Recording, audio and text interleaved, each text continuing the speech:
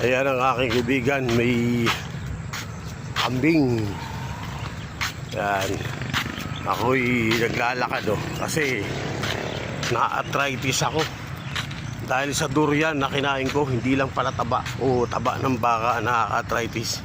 Nag-exercise ko muna at makalabas yung pawis.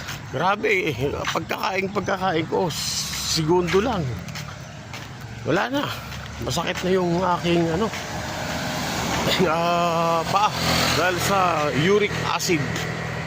Ito ang kinalabasan nung araw nakatakawan ko sa alak. Sobra.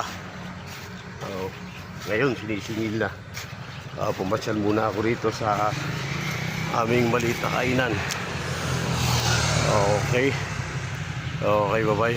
At kuha muna tayong konting makakain. Okay, bye-bye.